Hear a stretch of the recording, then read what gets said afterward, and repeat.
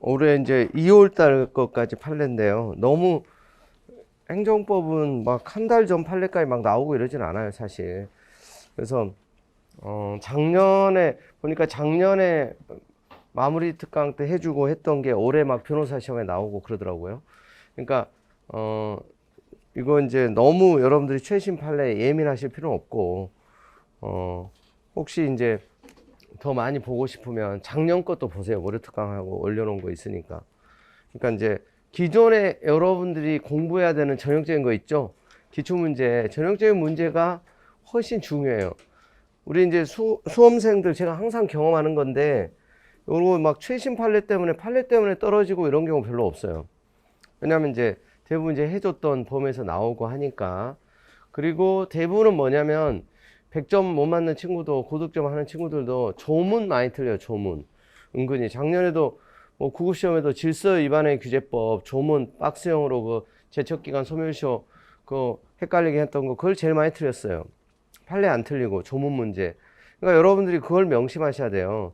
지금 뭔가 새로운 걸 많이 지금 할 때는 진짜 아니고 그래서 최소한으로 지금 보는 거고 여전히 전형적인 문제들 있죠. 그래서 이제 행정절차법, 행정심판법, 소송법, 질서위반유죄법 자주 나오는 거 그걸 마무리할 때 꼭 보셔야 되고 이제 최신 뭐 이런 것들 그런 것들은 진짜 한 문제 정도 이렇게 이제 나올까 말까 하는 거니까 그러니까 이제 오늘 보는 것도 그런 차원에서 가볍게 보시고 아시겠죠? 그 기존에 이제 여러분 하시던 거 손에 익은 전형적인 걸 잘 보시는 게 일단 중요하다. 이거는 어떻게 보면 이제 불안감 해소 차원에서 내가 모르는 또 최신 판례 다른 사람들은 알고 있는데 이런 부분까지 알면 제일 많이 아는 거야, 솔직히. 이런 부분까지 2월 달 거까지 막 다 정리해 가지고 하는 그런 경우가 이제 많지는 않으니까. 그래서 여러분들이 기존에 이제 했던 것이 훨씬 중요하다는 거 명심하시고요. 이후에도 마찬가지예요. 나중에 이제 군무회나 7급 시험 이후에 시험 볼 때도 막판에 이제 조금씩 해주는 거 열심히 하시다가 그런 거 이렇게 하루 잠깐 특강하는 거 그냥 그거 보충하는 차원에서만 좀 보시고 거의 95%는 여러분이 계속 하던 데서 승부가 결정 난다. 이걸 명심하셔야 돼요. 아시겠죠? 자, 1페이지 첫 번째 판례 보세요. 근데 이제 최근 판례들도 의미가 있는 건 이제 봐야 될 필요가 있기도 해요. 그런데 이제 법리적인 건 대부분 많이 이제 반복되고 중복돼요. 그러니까 이 여러분들의 리걸 마인드, 기본적인 실력이 탄탄하면 혹시 낯선 법리가 나와도 대부분 알고 있는 수준에서 커버되는 경우가 되게 많아요. 딸랑 딱 하나만 모르는 지문이야. 그래도 맞추잖아요, 여러분 시험에서. 그러니까 이제 기본적이고 자주 나오는 게 항상 중요하다는 걸 명심하셔야 된다. 그리고 이제 오늘 뭐 최신 보면 그건 안 했는데 행정절차법 있죠. 오히려 행정절차법이 작년에 의미 있는 개정이 되었었잖아요. 그걸 그러니까 꼭 한번 점검을 하셔야 돼요. 그러니까 이제 올해 나오는 거예요. 그게 행정기본법 너무 이제 지금 코앞이잖아. 3월 달에 시행이 돼서. 그래서 오히려 안 나올 수도 있어요. 나와도 자연스럽고 안 나온다고 이상한 게 아니에요. 작년에도 보니까 6월 달 바로 이제 시행되는 행정절차법 안 나왔잖아요. 취급시험에도 안 나오고. 근데 올해는 이제 나오는 거지, 작년에는. 개인정보보호법도 오늘 이제 그 부분까지 이제 안 봤는데, 이제 그 부분을 좀 이제 봐주시기 바래요. 아시겠죠? 그거 이제 계속 잊고 있어 버리면 큰일 나는 거야. 그거 이제 봐야 된다. 그거 이제 다 했던 건데, 그걸 또 해달라고 하지 마시고. 인강 참조해서 인강 절차법 다 했던 거니까. 그리고 그거는 가볍게 체크하면 직전에 꼭 봐야 돼. 헷갈릴 수 있는 게 있으니까 날짜 숫자 같은 거 아시겠죠? 절차법. 자, 그 다음에 거기 보세요. 이제 판례상 첫 번째 1페이지. 처분의 근거나 법적 효과가 행정규칙에 규정되어 있는 경우 항구성 대상이 되는 행정처분에 해당하기 위한 요건 해가지고 자, 검찰총장이 검사에 대해서 하는 경고 조치가 항구성 대상이 되는 처분인지 여부. 자, 최근에 이제 검찰총장 관련된 게 사실 많이 이슈가 됐었어요. 이거는 이제 검찰총장이 검사에 대해서 경고한 거야. 검사에 대해서. 그 진모 여자 그 검사라고 이제 코드가 다른 또 검사 있어요. 그래서 이제 윤모 총장하고 코드가 다른. 그래서 이제 경고 조치. 이게 처분이라고 봤어요. 여러분이 공무원 불문 경고 처분이죠. 공무원 서면 경고는 처분이 아니죠. 자, 그래서 이거는 요번에는 안 나와도 앞으로 이제 나올 수 있는 판례다. 아시겠죠? 자, 거기 이제 2번 판시사항에 보면 검찰총장의 경고처분의 성격 및 검사의 직무상 의무 위반의 정도가 중하지 않아 검사 징계법에 따른 징계사에 해당하지 않더라도 징계처분보다 낮은 수준의 감독 조치로서 이 경고처분을 할 수 있는지 여기에 대해서 이제 적극 그랬어요. 그러니까 징계 사유는 해당되지 않는데 조금 이제 검사로서 좀 부적절한 행동을 하고 또 뭔가 이제 경고를 할 필요가 있다. 그럼 감독 조치의 일환으로 감독 조치로서 징계처분보다는 낮은 징계는 이제 징계 절차를 밟아야 되는데 좀 이제 징계처분보다 낮은 수준의 감독 조치로서 경고 처분을 할 수 있다고 봤어요. 이때 법원은 이런 부분들을 존중해야 된다는 거죠. 왜냐하면 이제 감독권의 일환으로서 이런 부분들은 이제 허용이 돼야 된다고 본 거예요. 근데 이 경고 조치가 이제 처분성 인정했다는 게 중요해요. 판결 요지 1번 보세요. 요 앞부분 법리적인 거 많이 나오던 거예요. 항구송 대상에 대한 행정처분이나 원칙적으로 행정처의 공무상행위로서 특정 사항에 대해서 법규에 의한 권리 설정 또는 의무 부담을 명하거나 기타 법상 효과를 발생하게 하는 등으로 일반 국민의 권리 의무에 직접 영향을 미치는 행위를 가리키는 것이지만 어떠한 처분의 근거나 법적 효과가 행정규칙에 규정되어 있다 하더라도 그 처분이 행정규칙의 내부적 구속력에 의해서 상대방에게 권리 설정 또는 의무 부담을 명하거나 기타 법적 효과를 발생하게 하는 등으로 그 상대방의 권리 의무에 직접 영향을 미치는 행위라면 이 경우에도 항구송 대상에 되는 처분에 해당한다. 이거 많이 나왔던 거죠, 작년에도. 그러니까 꼭 법규 명령에 근거할 필요는 없다는 거예요. 행정규칙에 근거해도. 아시겠죠? 이런 공무원의 불문 경고도 그런 원리예요. 행정규칙에 근거한 거야. 그런데 공무원의 불문 경고도 이제 인사기록 카드에 기재되고 1년 동안 막 표창도 못 받고 이것도 똑같아요. 구조가. 검사에 대한 경고 조치도 공무원에 대한 불문 경고가 비슷해요. 그래서 이제 권리 의무에 직접 영향을 미치는 거라면 비록 행정규칙에 근거해도 처분이 된다 이거예요. 그 밑에 보면 이제 그런 걸 좀 보충 설명하고 있죠. 검사에 대한 경고 조치 관련 규정 법리에 비추어 살펴보니까 검찰청인 사무검사, 사건 평정을 기초 대검찰 자체 감사 규정 이런 게 행정규칙이거든요. 검찰 공무원의 범죄 비위 처리 지침 이런 거에 근거해서 검사에 대해서는 경고 조치 일정한 서식에 따라 검사에 개별 통지하고 이의 신청할 수 있고 또 검찰청은 경고받으면 1년 이상 감찰관의 대상자로 선정되어 특별관리 받을 수 있고 경고를 받은 사실이 인사자료 활용되어 복무평정, 직무성과급 지급, 승진, 전보 인사에서도 불이익을 받게 될 가능성이 높아지며 향후 다른 징계 사유로 징계처분을 받게 될 경우 징계 양정에서도 이게 불이익을 받게 될 가능성이 높아지므로 검사의 권리에 영향을 미치는 행위로서 항구송 대상에 되는 처분이라고 봐야 한다. 아시겠죠? 그래서 결론은 이제 검찰총장이 검사에 대한 경고 조치 이게 정식 징계 처분은 아니지만 처분이다. 그걸 이제 알아두시면 돼요. 그리고 그 밑에 괄호 2번에도 보면 이제 이런 관련 규정 종합하면 밑줄 부분에 검찰총장의 경고 처분은 검사징계법에 따른 징계 처분이 아니라 검찰청법 7조 1항 12조 2항에 근거하여 검사에 대한 직무 감독권을 행사하는 작용에 해당한다. 그래서 직무상 의무 위반의 정도가 중하지 않아 무겁지 않아서 이제 징계 사유에는 검사 징계법에 따른 징계 사유에 해당하지 않더라도 징계 처분보다 낮은 수준의 감독 조치로서 이런 경고 처분을 할 수 있다는 거고 법원은 주어진 재량권 일탈 남용한 것이라는 특별한 사정이 없는 한 존중하는 것이 바람직하다. 그래서 이 경고 조치가 이제 경고 조치를 받은 검사가 그러니까 다툰 거예요, 이거. 근데 이제 적정하다고 본 거죠, 결론적으로. 그 다음에 이제 그 두 번째 판례는 이 페이지에 이것도 여러분이 사실 많이 알고 있는 법리예요. 그 보충의 인가의 성격, 기본행위하고 인가, 기본행위 하자를 이유로 인가를 다툴 수 없죠. 기본행위 하자는 기본행위를 다투고, 기본행위하고 이제 여기에 대한 인가 있잖아요. 인가 보충행위. 기본행위의 하자를 가지고 인가를 이렇게 다툴 수 없잖아요. 인가가 있다고 해서 뭐 하자가 치유되는 거 아니고 이런 이제 그런 기본적인 법리들 계속 이제 여기 이제 들어가 있는 내용이에요. 일단 이제 판사항 1번 기본행위인 주택재개발 정비사업조합이 수립한 사업시행 계획에 하자가 있는데 기본행위 지금 하자가 있대요. 근데 보충행위인 관할 행정의 사업시행계획 인가 이게 이제 인가죠. 사업시행계획 인가 처분엔 고유한 하자가 없는 경우 사업시행계획 무효를 주장하면서 곧바로 그에 대한 인가처분의 무효확인 취소를 구할 수 있는지. 안 되죠. 기본행위 하자를 가지고 이렇게 인가에 대해서 다툴 수 없다. 그 얘기예요, 지금. 이건 이제 원래 많이 나오던 거예요. 그 다음에 2번. 분양 신청 절차에 근거가 된 사업시행계획 실효된 후에 주택 재개발 정비사업조합이 새로운 사업시행계획을 수립하면서 이 조합원의 지위를 상실한 현금 청산 대상자들의 의사와 무관하게 일방적으로 현금 청산 대상자들이 조합원의 지위를 회복하는 것으로 결정하는 것이 허용되는지. 자, 이거 안 된다고 봤고요. 그 다음에 3번.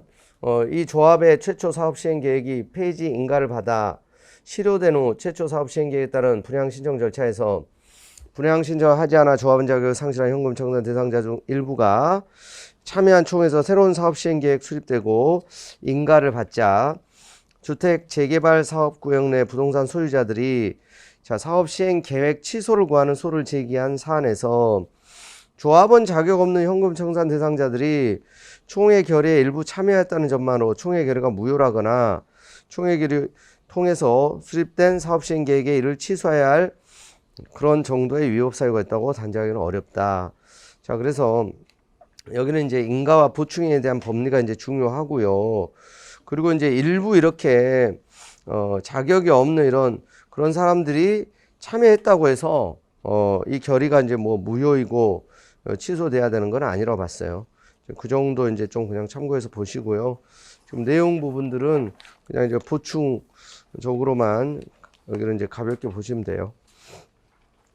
그 다음 판례는 이거는 이제 뭐 한 번 정도 나올 수는 있어요.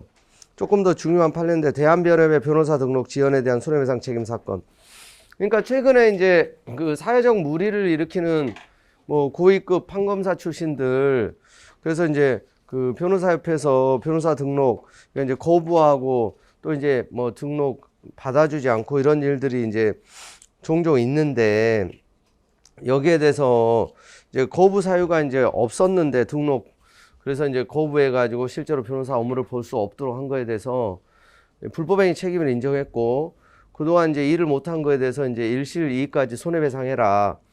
그래서 변호사 등록 함부로 이제 거부하고 지연하기가 조금 어려운 그런 이제 계기가 된 판례가 될 것 같다.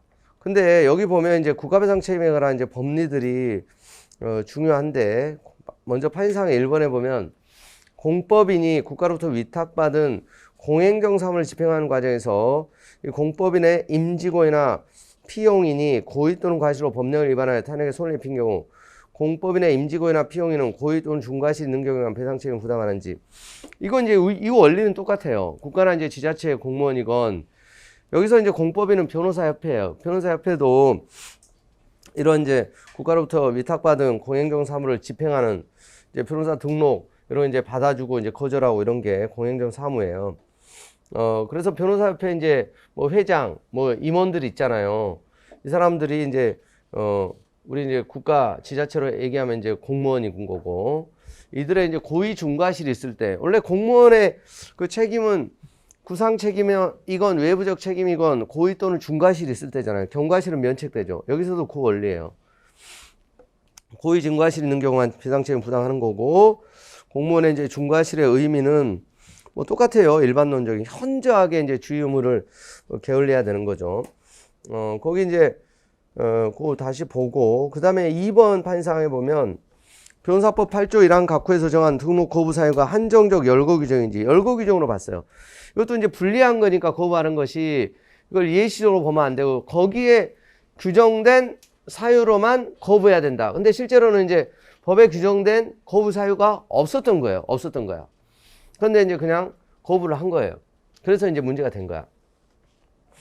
그 다음에 3번. 갑이 그래서 선고유예 판결의 확정으로 변호사 등록이 취소됐다가 선고유예 기간이 경과한 후 대한변호사협회에 변호사 등록 신청을 했는데, 그러니까 이제 유예 기간에 있으면 안 되는데 경과됐다는 거예요. 기간이 경과돼서 등록이 이제 되는 경우인데, 협회장 을이 이제 변호사협회장이 지금 등록심사위원회 갑에 대한 변호사 등록 거부 안건을 해가지고 소정의 심사 과정을 거쳐 협회가 등록을 마쳤고, 이에 갑이 변호사협회 및 협회장을을 상대로 변호사 등록 거부 사유가 없음에도 위법하게 등록심사위원회에 해부되어 변호사 등록이 2개월간 지연되었음을 이유로 그 부분에 대해서 이제 손해배상을 청구한 거예요.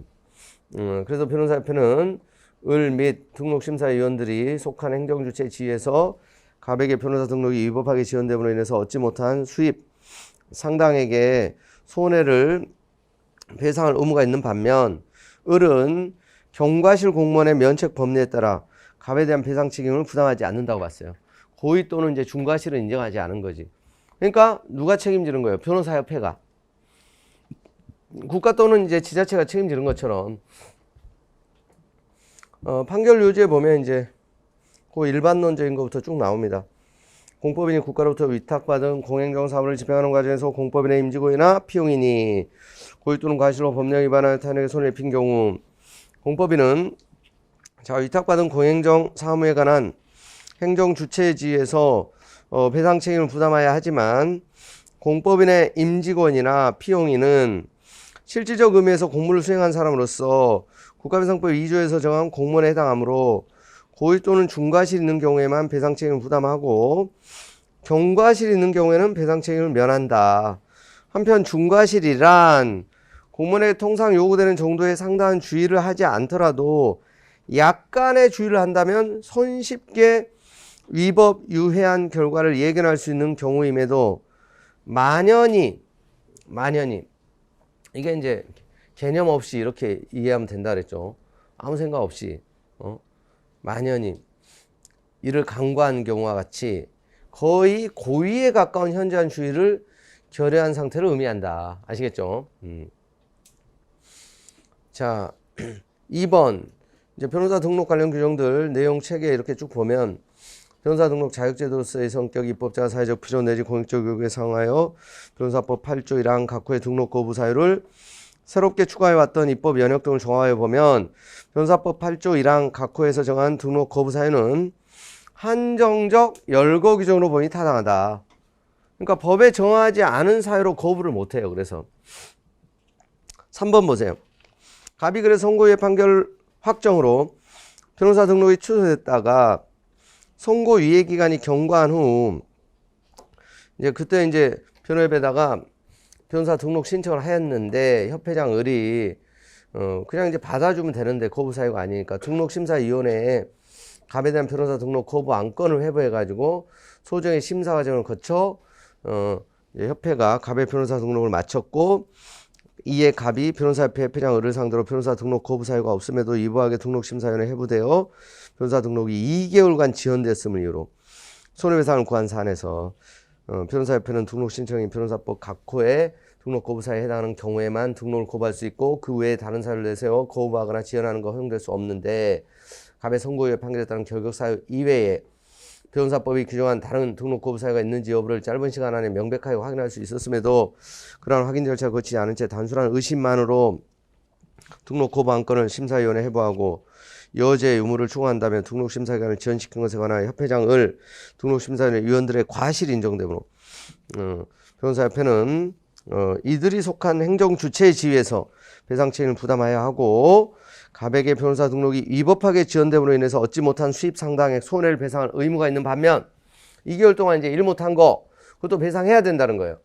을은 변호사협회 장으로서 국가로부터 위탁받은 공행정사무 변호사 등록에 관한 사무를 수행하는 범위 내에서 국가배상법 2조에서 정한 공무원에 해당하므로 그러니까 협회장이 지금 이제 국가배상법상의 공무원에 지금 해당한다는 거예요. 경과실 공무원의 면책 법리에 따라 갑에 대한 배상 책임은 부담하지 않는다. 이제 중과실은 아니라고 본 거예요. 이제 경과실 정도는 인정한 거고 그래야 이제 또 위법성 국가배상 책임이 인정되니까 그러니까 이건 국가배상 책임을 인정한 사건이에요. 근데 이제 그 협회장의 어떤 개인적 책임까지 인정하지는 않은 거고 고의 중과실은 인정하지 않은 거고 그리고 2개월 동안 변호사 업무 보지 못한 거에 대한 손해도 배상해라. 그래서 이제 알아두시기 바랍니다. 이것도. 그 다음 판례는 과징금 이제 부가처분 취소 사건인데요. 그 1번 판상 보세요. 여객장사원 사업자가 범한 여러 가지 위반 행위에 대해서 관할 행정청의 사업정지 처분을 자 가름하는 과징금. 이게 뭐죠? 변형된 과징금이죠. 사업정지 처분에 가름하는 변형된 과징금으로 이제 이것도 나온 적이 있었고요. 사실 과징금 부과처분을 하기로 선택하는 경우 여러 가지 위반행위에 대해서 1회에 부과할 수 있는 과징금 총액의 최고 한도액 5천만 원인데 최고 한도액 및 관할 행정청이 여객장차 운송 사업자 여러 가지 위반행위를 인지한 경우 인지한 여러 가지 위반행위 중 일부에 대해서만 우선 과징금 부과처분을 하고 나머지에 대해서는 차후에 별도의 과징금 부과처분을 할 수 있느냐? 원칙적으로 안 된다고 봤어요. 이거. 그 다음에 이번에 관할 행정처의 여객장차 운송 사업자가 범한 여러 가지 위반 행위 중 일부만 인지하여 과징금 부과처분을 한 후 과징금 부과처분 시점 이전에 이루어진 다른 위반 행위를 인지하여 이에 대해서 별도의 과징금 부과처분을 하게 되는 경우 추가 과징금 부과처분의 과징금액을 산정하는 방법. 요게 이제 그 최고 한도액이 정해져 있기 때문에 막 따로따로 마음대로 이렇게 하는 게 기본적으로 이제 안 된다고 본 거예요. 그 판결 요지 보세요. 자, 위반행위가 여러 가지인 경우에 행정처의 방식과 한계를 정한 관련 규정들 내용과 취지에다가 또 이제 이 사업자가 범한 여러 가지 위반행위에 대해서 관할청이 이 여객장차 운사업법 85조 1항 12호에 근거하여 사업정지 처분을 하기로 선택한 이상 각 위반행위 종류 위반 정도를 불문하고 사업정지 처분 기간을 6개월 초과할 수 없는 점을 정합하면 관할 행정처의 사업정지 처분을 가름하는 이 가름하는 과징금 처분을 하기로 선택하는 경우에도 사업정지 처분의 경우와 마찬가지로 여러 가지 위반행위에 대해서 1회 부과할 수 있는 과징금 총액 한도액은 5천만 원이라고 보는 것이 타당하다.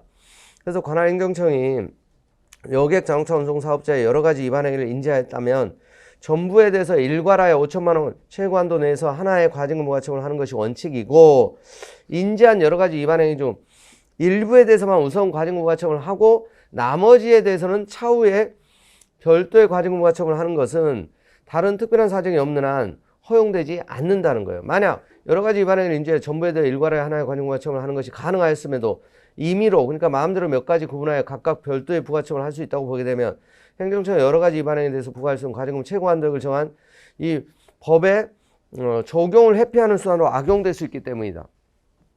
최고 한도액을 딱 정해놓고 있는 취지를 벗어나서 과도하게 이제 부과될 수 있는 그런 여지가 있다고 본 거예요.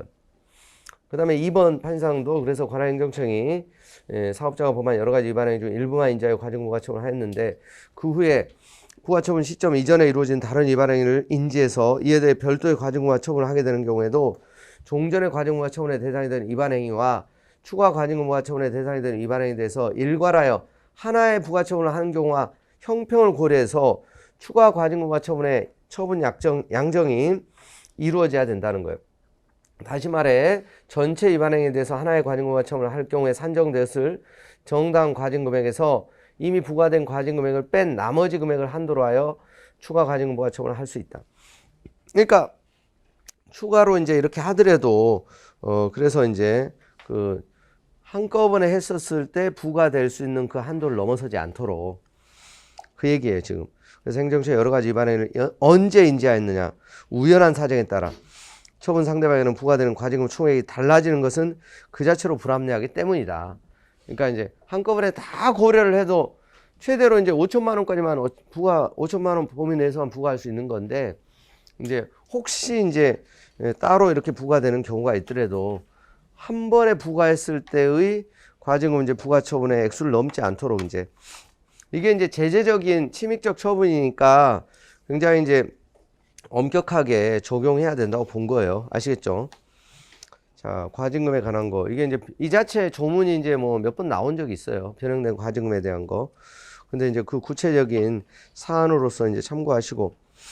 자, 그 다음에 5번 판례, 5페이지 하단에. 자, 이거 이제 공상 당사소송과 관련된 것도 당사소송이 요즘 많이 나오다 보니까 그 법리적인 차원에서 이제 한번 체크하면 되겠어요, 이건. 자, 일단 공상 당사소송이란 행정처의 처분 등을 원인으로 하는 법률관계에 관한 소송, 그 밖에 공상 법률관계에 관한 소송으로서 그 법률관계 한쪽 당사자를 피고로 한 소송을 말한다. 행정소송법에 이렇게 개념이 정의되어 있죠. 자, 공상계약이랑 공상효과 발생을 목적으로 하여 대등한 당사자의 의사표시 합치로 성립하는 공법행위를 말하고 공상계약의 한쪽 당사자가 다른 당사자를 상대로 효력을 다투거나 이행을 청구하는 소송은 공상 법률관계에 관한 분쟁이므로 분쟁의 성질이 공상 권리 의무의 전부 범위에 관한 다툼이 아니라 손해배상액의 구체적인 산정 방법, 금액에 국한되는 등의 특별한 사정이 없는 한 공상 당사소송으로 제기해야 된다. 공상 계약에 대한 게 대표적으로 당사소송이고. 자, 원고가 고의 또는 중대한 과실 없이 행정소송으로 제기해야 할 사건을 자, 민사소송으로 잘못 제기한 경우 수소법원으로서는 만약 그 행정소송에 대한 관할도 동시에 가지고 있다면 이를 행정소송으로 심리 판단해야 하고 그 행정소송에 대한 관할을 가지고 있지 아니하다면 관할법원에 이송해야 한다. 그러니까 요즘에 이제 이런 얘기가 되게 문제가 쟁점이 되는 경우가 많아요. 그러니까 여러분 서울에만 행정법원이 있어요. 지방에는 행정법원이 따로 설치되어 있지 않죠. 근데 이제 행정소송으로 제기해야 되는데 이제 민사소송으로 제기하는 경우도 많은 거예요.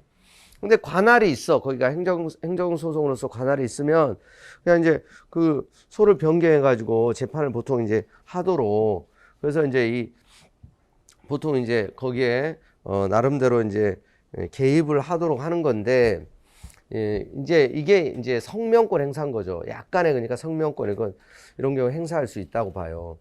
관할을 가지고 있으면 그러니까 특별히 부적법 각하될 사건이 아닌 한 이제 보통 이제 민사소송, 행정소송으로 이제 전환해서 해주는데 이제 아예 관할이 없으면 어때요? 그냥 이송을 해줘. 각하가 아니에요. 또 이송을 해주는 거지. 그래서 이 부분도 이제 그래서 그렇게 알아두시고요. 그 다음에 그 다음 판례 보면 학교법인이 이사회 심의 의결 없이 학교법인 재산의 취득, 처분행위나 관할청의 허가 없이 한 의무 부담행위 효력. 자, 무효요, 무효.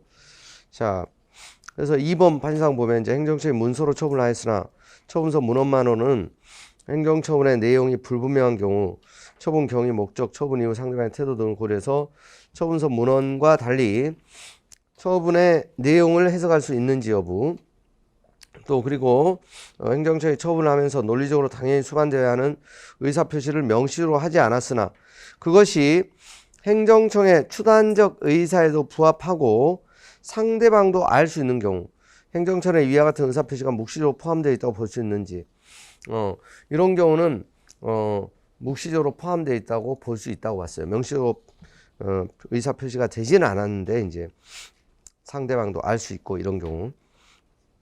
자, 일단은 거기 이제 판결요지 1번에 학교법인 재산취득 처분 이건 관리에 관한 사항은 이사회 심의 의결 사항으로 돼 있어요. 사립학교법에. 그래서 법인이 의무 부담을 하고자 할 때 관할청 허가를 받아야 되고 학교법인이 사립학교법 이사회 심의 의결 없이 학교법인 재산 취득 처분 행위를 하거나 또 이제 사립학교법 규정에 의해서 관할청 허가 없이 의무 부담을 한 경우에는 그냥 이거 이제 이 강행법규 이런 거 위반이어서 그냥 무효입니다. 무효. 효력이 없어요. 그 다음에 2번. 자, 절차법 24조 1항은 처분을 할 때 다른 법령 등의 특별한 규정이 있는 경우 신속히 처리할 필요가 있거나 사안이 경미한 경우를 제외하고는 원칙적으로 문서로 해야 된다고 규정하고 있죠. 그러니까 문서에 의해야 되는데 문서로 하지 않으면 어떻게 돼요? 또 그것도 무효죠, 보통. 그래서 신속히 뭐 처리할 필요가 있고 경미하고 뭐 특별 규정이 있으면 몰라도 이는 처분 내용의 명확성을 확보하고 처분의 전부에 관한 다툼을 방지하여 처분 상대방의 권익을 보호하기 위한 것이므로 행정처의 문서로 처분한 경우 원칙적으로 처분서 문헌에 따라 어떤 처분을 하였는지 확정해야 한다. 그러나 처분서 문헌만으로는 어떤 처분을 하였는지 불분명한 경우가 또 있을 수 있어요. 그럴 때 처분 경위, 목적, 처분 이후 상대방의 태도 등 여러 사정을 고려하여 처분서의 문헌과 달리 처분 내용을 해석할 수 있다. 특히 자, 행정청이 처분하면서 논리적으로 당연히 수반돼야 하는 의사표시를 명시적으로 하지 않았다 하더라도 그것이 행정처의 추단적 의사에도 부합하고 상대방도 알 수 있는 경우는 행정처의 위와 같은 의사표시가 묵시적으로 포함되어 있다고 볼 수 있다는 거예요. 아시겠죠? 그래서 문서에 의해서 해야 되는데 이게 명백하지 않을 때는 이렇게 약간의 이제 해석을 통해서 이제 보완이 가능하다.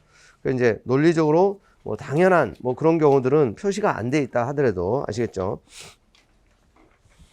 자, 그 다음에 7페이지 행정처의 행위가 항고소송 대상이 될 수 있는지 결정하는 방법 또 행정처의 행위가 처분에 해당하는지 불분명한 경우 판단하는 방법 그리고 또 수익적 처분을 신청하는 신청에 대한 거부 처분이 있은 후 당사자가 새로운 신청하는 취지로 다시 신청했는데 다시 거절한 경우 새로운 거부 처분인지 적극 그 새로운 거부 처분이라고 봤어요.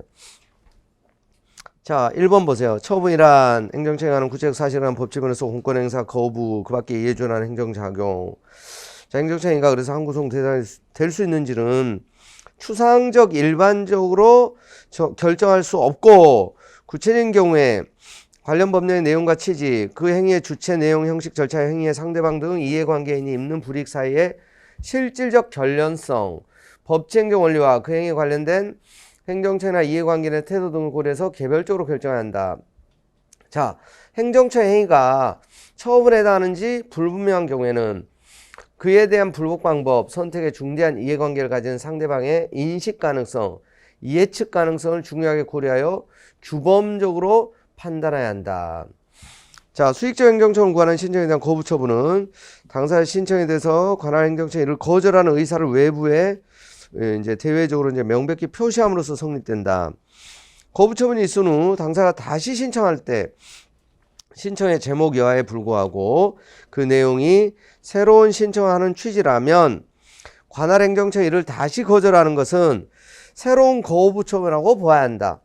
관계 법령이나 행정처의 사전에 공표한 처분 기준에 신청 기간을 제한하는 특별한 규정이 없는 이상 재신청을 불허할 법적 근거가 없으며 설령 신청 기간을 제한하는 특별한 규정이 있더라도 재신청이 신청 기간을 도과했는지는 본안에서 재신청에 대한 거부 처분이 적법한가를 판단하는 단계에서 고려할 요소이지 소송 요건 단계에서 고려할 요소는 아니라는 거예요.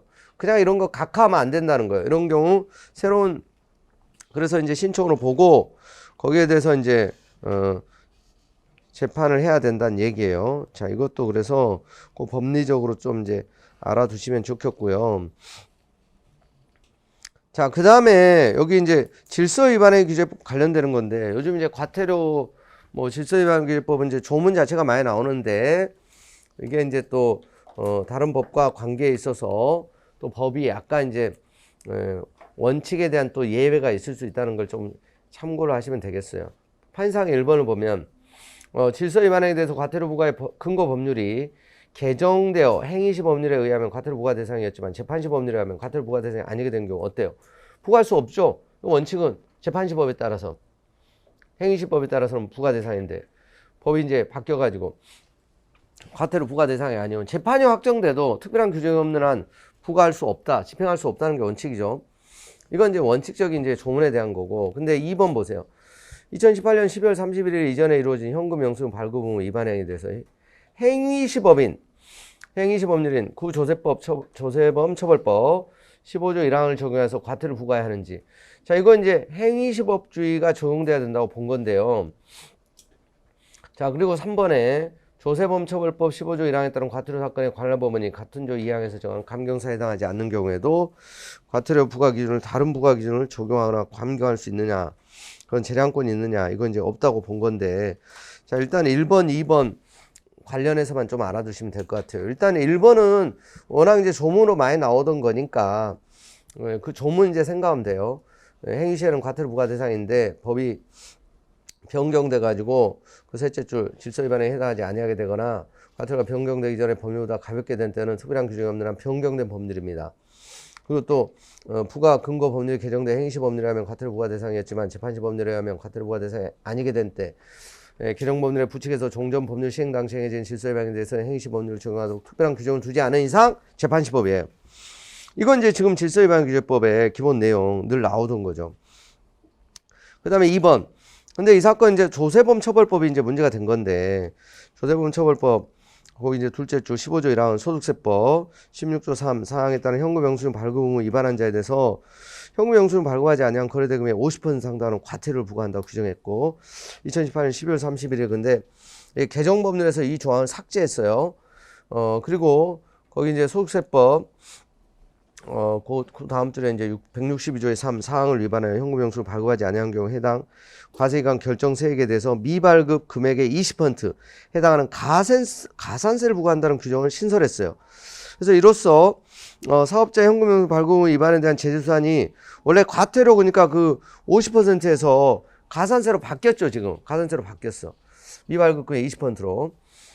한편 2018년 12월 31일 이 부칙에서 개정법 부칙은 이 법을 2019년 1월 1일부터 시행하되 이 법 시행 전의 행위에 대해서는 과태료 규정을 적용할 때는 종전의 규정에 따른다. 이건 부칙의 특칙을 둔 거잖아요, 지금. 그래서 2018년 12월 31일 법률 제161045 소득세법 개정 법률 부칙은 이 법 81조 11항 3호 개정 규정은 이 법 시행 후 현금영수 발급 후 위반하는 부분부터 적용한다. 그래서 이와 같은 이제 개정 경과 법률 이제 이 조세범처벌법 개정 법률 부칙 2조 경과 규정 내용 등에 비춰보면 어때요? 2018년 12월 31일 이전에 이루어진 현금영수 발급 후 위반에 대해서는 행위시 법률인 구조세범 처벌법 15조 1항을 적용해서 과태료를 부과해야 한다 이거죠. 바뀐 가산세가 아니라. 그리고 특칙을 뒀잖아. 이건 특칙을. 특별 규정이 없는 한 유리하게 바뀐 법 적용한다 그랬잖아요. 그러니까 이건 아예 특칙을 뒀기 때문에 이 특별 규정에 따라 종전 위반 행위에 대해서는 종전 위반 행위 그 행시법주의에 따라서 그냥 50% 과태료 부과하라는 거예요. 이거는 아시겠죠? 그래서 이거는 이제 그 질서 위반의 기재법은 그 원칙적인 거고 뭔가 이제 특별 규정이 없을 때 얘기고 이거 특별 규정을 두면 이런 특별 규정에 따라서 아시겠죠? 그렇게 이해를 하시면 돼요. 그래서 3번 또 내려가서 그래서 조세범처벌법 15조 1항 뭐 명확한 문헌 입법 취지 또 2018년 12월 31일 조세범처벌법 개정법률 부칙 2조 경과 규정에 나타난 입법자의 분명한 의사 등을 고려하면 위반자가 이 조세범처벌법 15조 2항에서 정한 감경사에 해당하지 않는 이상 조세범처벌법 15조 1항에 의한 과태료는 현금영수 미발급 금액의 50% 상당한 금액으로 일률적으로 부과돼야 하고 과태료 사건에 관할 법원이 다른 부과 기준을 적용하거나 과태료 금액을 감경할 수 있는 재량은 없다. 이거는 이제 쭉 법이 이제 바뀌고 전체적인 체계 이렇게 보면 그냥 이거는 50% 그냥 행시 법에 따라 부과해야 된다고 이렇게 본 거예요. 자, 그래서 이제 과태료에 대한 얘기가 이제 자주 나오다 보니까 이게 최근에 문제가 돼서 한번 본 거예요. 그러니까 이제 일단 법조문이 많이 나오는데 그러니까 현실에서 이제 이렇게 다른 법률에 특칙을 두고 그러면 그 특칙, 그러니까 조세범처벌법 자체가 또 특칙을 두고 있잖아요. 가산세로 바뀌었는데 종전 위반에는 그냥 종전 행시법에 따른다 이런 식으로. 그러니까 이런 특별 규정이 없을 때 유리하게 바뀐 법을 적용하는 거예요. 특별 규정이 없을 때. 아시겠죠? 그렇게 생각하시면 돼요. 그래서 제일 확실한 건 이렇게 특칙을 둬버리는 거예요. 부칙에다가. 종전, 위반행위는 종전법에 따른다 이런 식으로. 자, 그 다음 9번. 9페이지. 행정소송법 12조 2문에서 정한 법상이 행정처벌 다툴 협의의 소익, 유무를 판단하는 방법. 법률상 이익이 있는 자가 제기하는데 그걸 이제 판단할 때 여러 가지 이제 종합적으로 판단해야 된다는 거죠. 이건 이제 일반적으로 많이 얘기하던 법리예요. 그 다음에 판시사항 2번에 보면 행정처분의 무효 확인 또는 취소를 구하는 소송 계속 중 해당 처분이 기간의 경과 등으로 효과가 소멸한 때 처분이 취소되어도 원상회복은 불가능하더라도 예외적으로 처분의 취소를 구할 소의 이익을 인정할 수 있는 경우 그 예외 중 하나인 행정처분과 동일한 사유로 위반 처분이 반복될 위험성이 있는 경우 이런 의미. 그러니까 예외적으로 이제 그래서 이제 실익이 있는 경우는 또 그래서 원상회복은 불가능하더라도 이제 KBS 사장 사건이라든가 뭐 지방원 이제 임기 만료된 이런 사건 같은 경우가 대표적이죠. 그래서 취소돼도 원래 지방의원으로 뭐 사장으로 돌아가지 못하지만 급여를 받을 수 있으니까 그런 경우도 또 예외를 인정하는 거고 여기서도 이제 위법한 처분이 반복될 위험성이 있을 때 이럴 때도 이제 예외를 인정하는데 그 의미가 어떤 거냐 이거죠. 일단은 판결유지 1번을 보면 행정소송법 12조는 취소는 처분 등의 취소를 구할 범상 이익이 있는 자가 제기할 수 있다. 처분 등의 효과, 기간의 경과, 처분 등의 집행, 그 밖의 사유로 소멸된 뒤에도 그 처분 등의 취소로 인해서 회복되는 범상 이익이 있는 자의 경우에는 또한 같다. 라고 규정하고 있다 그랬어요. 그래서 행정소송법 12조 2문에서 정한 범상 이익, 즉 행정처분을 다툴 협의의 소의 이익은 개별 구체적 사정을 고려해서 판단해야 한다.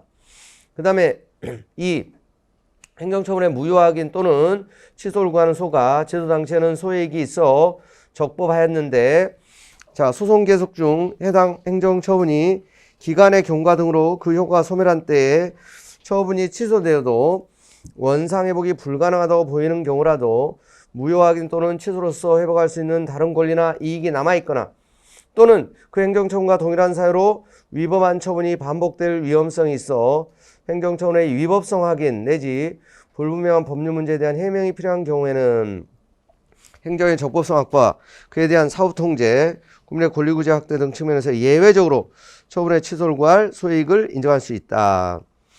그러니까 이제 그 대법원이 많이 달라진 게 이제 이런 부분이에요. 예전에는 여러분 이제 전형적으로 행정소송이 이제 항당민기 이게 이제 주관소송이잖아요. 항고소송, 당사소송이.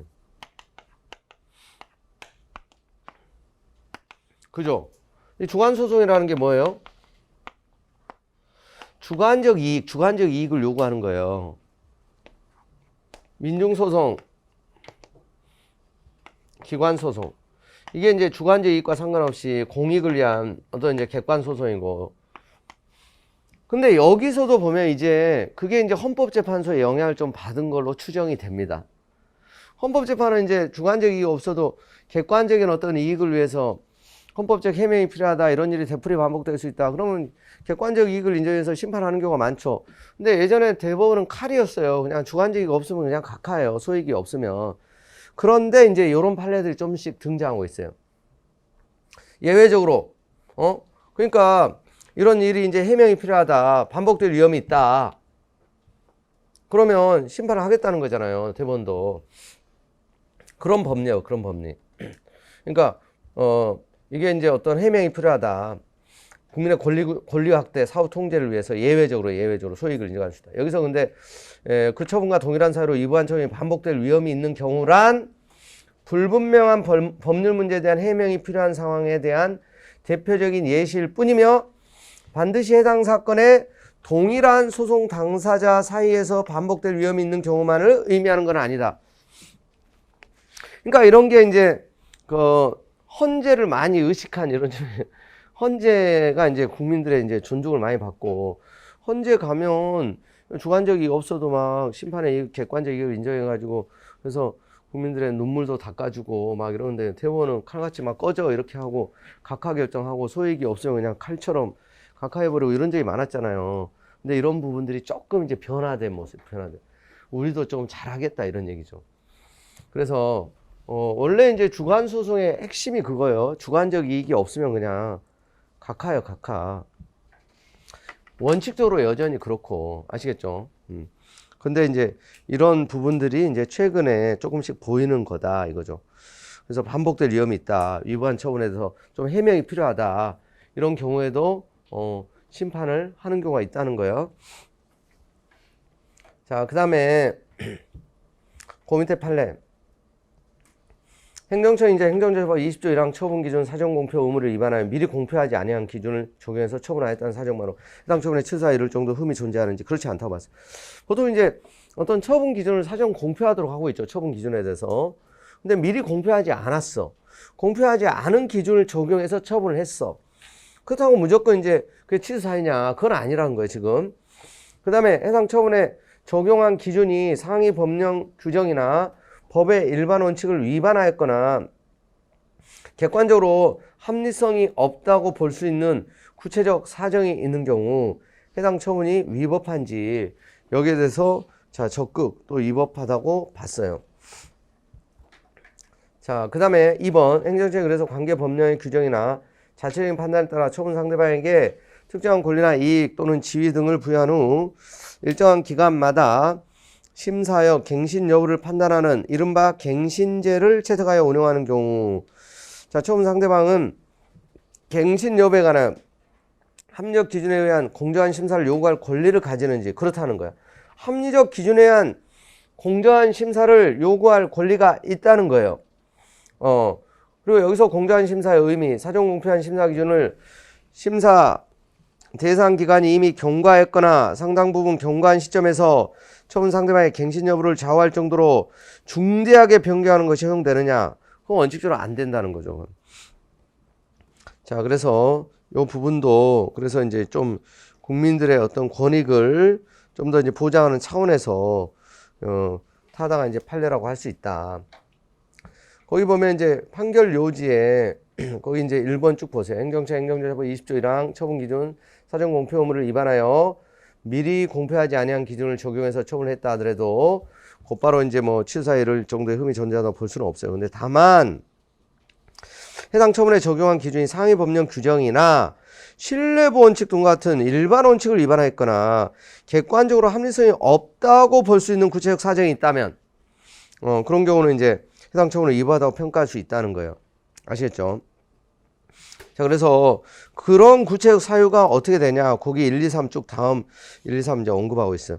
자, 행정처의 절차법 20조 1항에 따라 정해서 공표한 처분 기준은 그것이 해당 처분의 근거 법령에서 구체적 위임을 받아 재정 공포되었다는 특별한 사정이 없는 한 원칙적으로 대외적 구속력이 없는 행정규칙에 해당한다는 거고요. 그 다음에 이 처분이 적법한지는 행정규칙에 적합한지 여부가 아니라 상위 법령이죠. 상위 법령 규정과 입법 목적 등에 적합한지 여부에 따라 판단해야 되고, 처분이 행정규칙을 위반했다고 하여 그러한 사정만으로 곧바로 위반하게 되는 것은 아니고 행정규칙을 따른 것이라 하여 또 적법성이 보장되는 것도 아니에요. 그래서 행정처에 미리 공표한 기준, 즉 행정규칙을 따랐는지 여부가 처분의 적법성을 판단하는 결정적 지표가 되지 못하는 것과 마찬가지로 행정처에 미리 공표하지 않은 기준을 적용했는지 여부도 처분의 적법성을 판단하는 기준을 결정적인 이제 지표가 될 수는 없다는 거죠. 그래서 3번 보면 행정처에 정하여 공표한 처분 기준이 과연 구체적인지, 또 절차법 20조 2항에서 정한 처분 기준 사전 공표 의무의 예외사에 해당하는지 일률적으로 단정하기 어렵고 구체적 사안에 따라 개별적으로 판단해야 된다. 만약 행정처이 절차법 20조 1항에 따라 구체적 처분 기준을 사전에 공표한 경우에만 적법하게 처분할 수 있는 것이라고 보면 처분의 적법성이 지나치게 불안정해지고 또 개별 법령의 집행이 사실상 유보 지연대로 문제가 발생하게 된다. 그래서 2번 보세요. 행정처가 그래서 관계 법령 규정이나 자체적인 판단에 따라 처분 상대방의 특정한 권리, 이익, 지위 등을 부여한 후 일정한 기간마다 심사하여 갱신 여부를 판단하는 이른바 갱신제 채택하여 운영하는 경우에는 상대방은 합리적 기준에 의한 공정한 심사를 받아 그 기준에 부합되면 특별한 사정이 없는 한 갱신되리라는 기대를 가지고 갱신 여부에 관한 합리적 기준에 의한 공정한 심사를 요구할 권리를 가진다. 여기서 공정한 심사란 갱신 여부가 행정처의 자의가 아니라 객관적이고 합리적 기준에 의해서 심사되어야 할 뿐 아니라 처분 상대방에게 사전에 심사 기준 방법 예측 가능성을 제공하고 사후에 갱신 여부 결정이 합리적 기준에 의해서 공정하게 이루어졌는지 검토할 수 있도록 심사 기준이 사전에 마련되어 공표되어 있어야 함을 의미한다. 사전에 그래서 공표한 심사 기준 중 경미한 사항을 변경하거나 다소 불명확하고 추상적이었던 부분을 명확하게 하거나 구체화하는 정도를 뛰어넘어 심사 대상 기간이 이미 경과했거나 상당 부분 경과한 시점에서 처분 상대방의 갱신 여부를 좌우할 정도로 중대하게 변경하는 것은 갱신제 본질, 사전에 공표된 심사 기준에 따라 공정한 심사가 이루어져야 한다는 요청에 정면으로 위배되는 것이므로 갱신제 자체를 폐지하거나 갱신 상대방의 수를 정조보다 대폭 감축할 수밖에 없도록 만드는 중대한 공익상 필요가 인정되거나 관계법령이 제정 개정되었다는 특별한 사정이 없는 한 허용되지 않는다고 봤어요. 자, 그래서 그런 이제 법리를 좀 이제 알아두시면 좋겠고요. 그 다음에 국가하천에 관한 사무, 여러분 국가하천, 국가사무에 해당한다고 봤어요. 원칙적으로 이제 국가사무다. 그래서 지자체가 비용 일부를 부담한다고 해서 이 국가사무 성격이 자치사무로 바뀌는 것은 아니다. 이건 뭐 약간 이제 강론적인 어떤 그런 측면도 있는데, 자, 갑 지자체장은 국토교통부 장관하고 이 수중보, 이 건설 사업 시행 위치를 변경하면서 이제 수중보 건설 비용 일부, 또 운영 유지 비용 전부를 갑 지자체가 부담하도록 하는 협약을 체결했는데, 이후에 갑 지자체가 협약의 무효확인, 위치 변경에 따라 지출한 실시 설계비 이에 대한 지연 손해금을 부당이도록 반환해달라 청구한 사안에서 갑 지자체 이 수중보 건설 비용 일부, 운영 유지 비용 전부를 부담하도록 한 협약이 위법 무효라고 볼 수 없다. 적법하다고 본 거예요, 이거. 자, 이거는 이제 조금은 뭐 강론적 측면도 있으니까 그냥 이제 그 정도만 이제 보세요. 내용은 이제 참고하시고. 그 다음에 오른쪽, 원래 징계처분의 요건을 갖추었더라도 재심 절차를 전혀 이행하지 않거나 재심 절차에 중대한 하자가 있어 재심의 효력을 인정할 수 없는 경우 징계처분이 무효이냐? 이 무효라고 봤어요. 무효. 그래서 단체배나 취업규칙 이에 근거를 둔 징계규정에서 징계위원회 구성에 관하여 정하고 있음에도 이와 다르게 구성한 징계위원회 결의를 거쳐서 징계처분한 경우 그 징계처분은 원칙적으로 무효다 이렇게 봤어요. 무효. 취업규칙의 이제 성격 그리고 이제 뭐 해석 방법 이제 이런 것들 거기 이제 뭐 객관적으로 해야 된다는 거고 그 요지 보세요.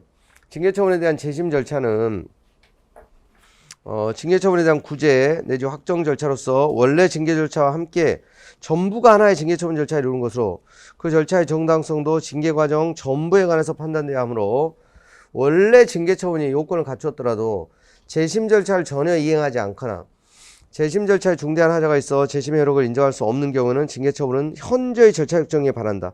그래서 무효라고 봤고요. 그 다음에 단체협약 또는 취업규칙 이에 근거를 둔 징계규정에서 징계위원회 구성에 관하여 정하고 있는 경우는 이와 다르게 징계위원회를 구성한 다음에 그 결의를 거쳐서 징계처분을 하였다면 그 징계처분은 징계사유에 인정되는지 여부와 관계없이 왜냐하면 이제 징계위원회 이제 구성이 이건 잘못된 거예요 근본적으로. 그러니까 절차상 중대한 하자가 있어 무효라고 봤어요. 왜냐하면 이제 이 구성에 관해서 다 정해져 있는데 다르게 구성하면 그 자체가 잘못된 거예요. 그리고 이제 나서 그 결의를 거쳐 징계처분을 해도 이건 무효다. 그리고 이제 취업규칙은 사용자, 근로자 복무규율, 근로조건 기준을 정립하기 위해서 작성한 것으로 노사 간의 집단적 법률 관계를 규정하는 법규범의 성격을 가지는데 이러한 취업규칙 성격에 비추어 취업규칙은 원칙적으로 객관적 의미에 따라 해석해야 하고 문헌의 객관적 의미를 벗어난 해석은 신중하고 엄격해야 한다. 그래서 이런 단체협약 취업규칙에 이제 정해져 있으면 거기에 따라야 돼요. 이게 노사 간의 어떤 분쟁을 해결하는 일종의 기준이고 법규범이고 자주법이기 때문에 그 다음 이건 많이 나왔던 거예요. 이 법리는 과세관청이 세무조사 결과 통지 후에 과세전 적부심사죠. 과세전 적부심사 이 청구나 그에 대한 결정이 있기 전에 과세처분한 경우 절차상 하자가 중대하고 명백하게 이것도 당연 무효예요. 과세처분 무효. 요게 이제 요 부분이 나왔었죠. 계속 그래서 세무조사 결정 통지 후에 과세전 적부심사 청구 그에 대한 적부심사 청구를 했는데 그러니까 결정도 있기 전에 과세 처분을 해버리면 이건 당연 무효라는 거예요. 적부심사 청구를 했으면 그 적부심사를 해야 되는데 그래서 이번에 이제 과세관청이 법인에 대해서 세무사 결과 통지를 하면서 입금 그러니까 이익금이에요. 입금 누락 등으로 인한 법인세 포탈에 관하여 조세범 처벌법 위반 후 고발 또는 송고처분을 한 후에 소득처분에 따른 소득금액 변동 통지와 관련된 조세 포탈에 대해서도 과세전 적부심사 예외 사유인 고발 또는 통고처분 한 것으로 볼 수 있는지 이건 이제 그렇게 볼 수 없다고 본 거고 이 경우 세무사 결과 통지 후 과세전 적부심사 청구 또는 그에 대한 결정이 있기 전에 이루어진 소득금액 변동 통지의 효력 이게 이제 원칙적으로 무효라고 본 거예요. 그리고 이제 3번에 이제 이 사건에서 이제 법인세법 시행령 109조 1항 후문에서 납세고에서 부기해야 한다고 해정한 납세자 관할 지방 국세청장이 조사 결정했다는 뜻이 납세고에서 필요적 기재사항인지 그건 이제 필요적 기재사항이라고 보진 않았고 또 과세관청이 과세처분에 앞서 납세자에게 보낸 세무사 결과 통지 등의 납세고에서 필요적 기재사항이 제대로 기재되어 있어 처분에 대한 불복 여부 결정 등의 지장을 받지 않았으면 명백한 경우에는 납세고에서 하자가 보완되거나 이런 경우는 치유될 수 있다고 본 거죠. 이 정도는. 일단 이제 그 판사항 1번 그게 이제 많이 나왔던 거고요. 그 밑에 내용은 조금 이제 부수적인 내용이에요.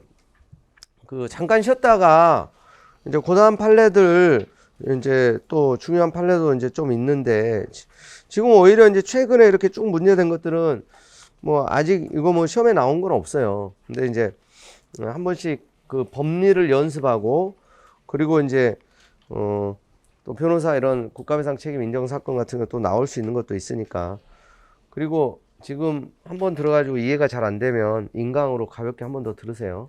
네, 잠깐 쉬었다고 볼게요.